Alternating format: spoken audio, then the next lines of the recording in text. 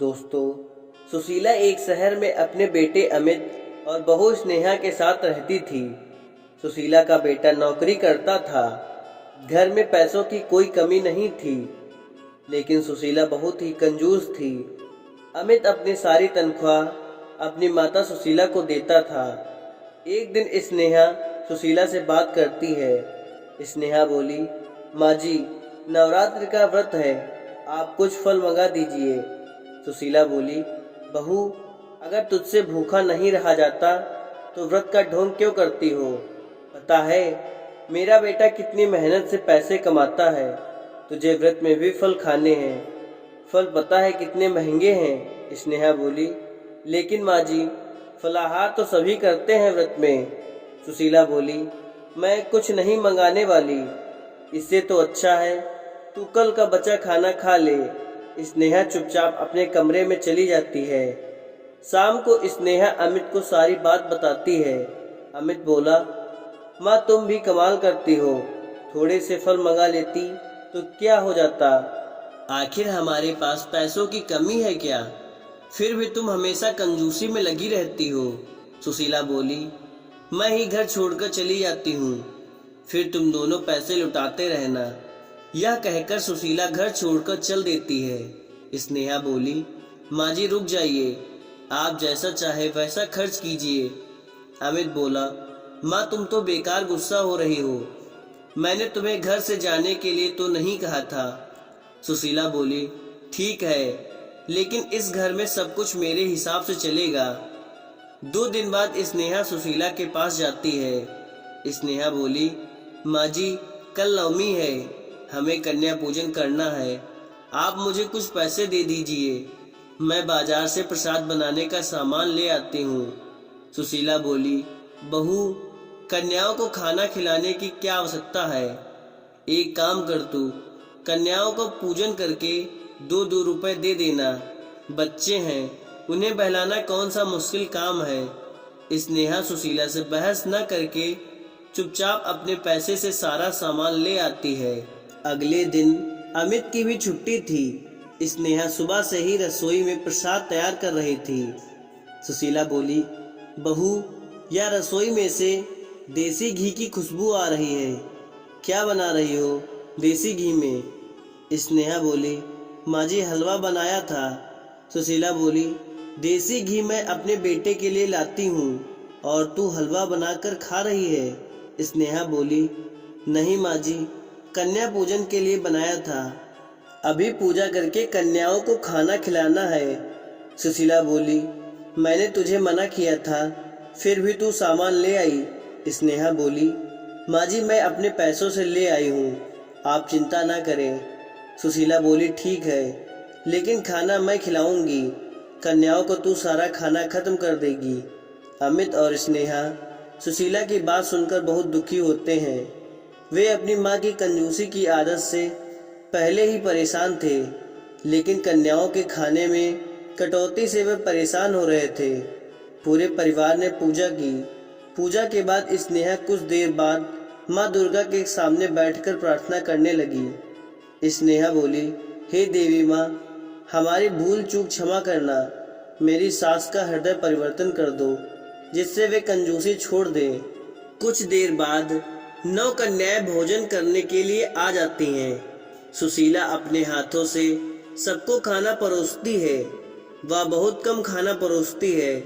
अमित बोला, माँ यह तो बहुत कम है, कम से कम कन्याओं को खाना तो ढंग से परोसो।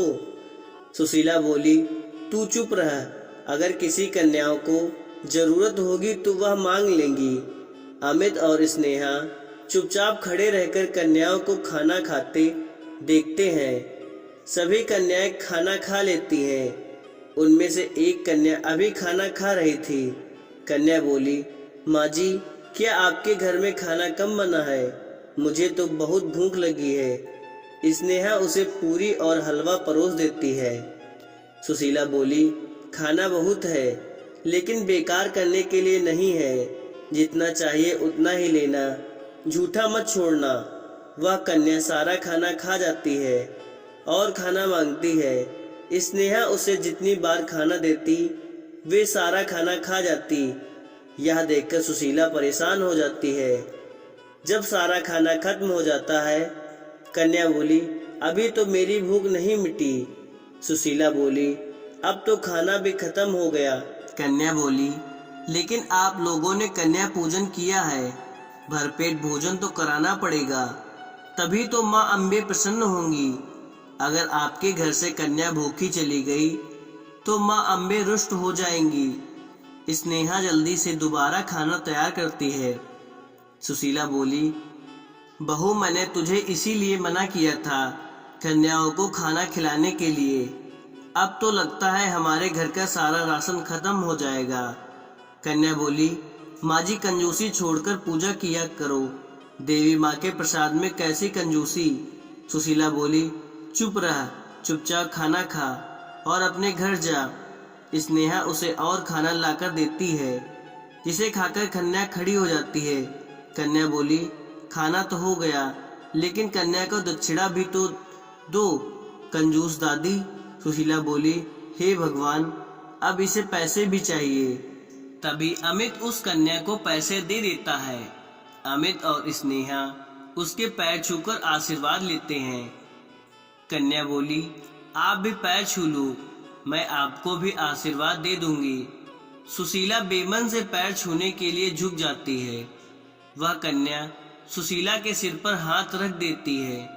उसके हाथ रखते ही सुशीला की आंखों से आंसू बहने लगते हैं। वह कन्या के पैरों में पड़ जाती है। सुशीला बोली, माँ, मुझे माफ कर दो, अपनी कंजूसी के कारण मैंने आपका अपमान किया है, लेकिन आपके पैर छूते ही मेरे मन से सारे पाप मिट गए हैं। कन्या बोली, मैं तो एक साधारण कन्या हूँ। सुशीला बोली, नहीं, आप साधारण नहीं हैं, आप साक्षात माँ दुर्गा का रूप हैं। फिर वह कन्या उन्हें आशीर्वाद देकर चली जाती है। सुशीला का मन बदल चुका था। वह सब कुछ छोड़कर माँ दुर्गा के भक्त में लग जाती है। इसी शीर्षक में एक और कहानी, कड़ी मेहनत का महत्व।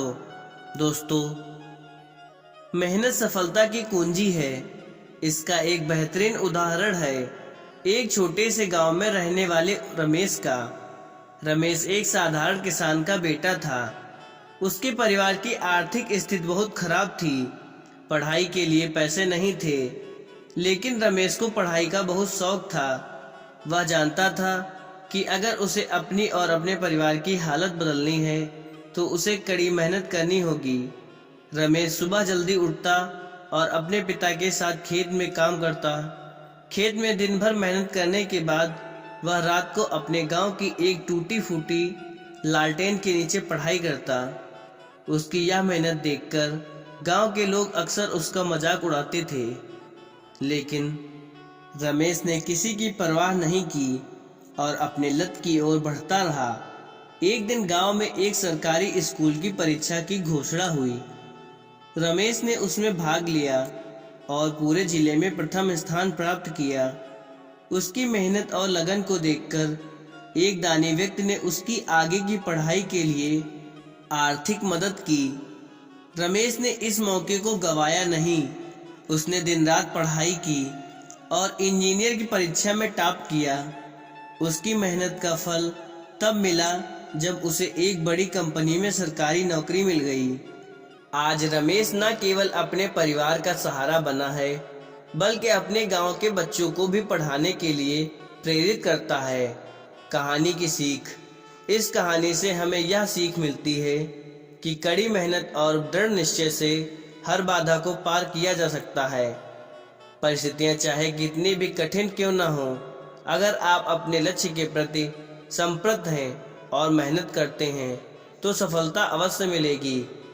रमेश की कहानी यह साबित करती है कि मेहनत का कोई विकल्प नहीं होता। दोस्तों, अगर वीडियो अच्छी लगी हो तो एक लाइक शेयर जरूर करें और चैनल को सब्सक्राइब करना ना भूलें। धन्यवाद।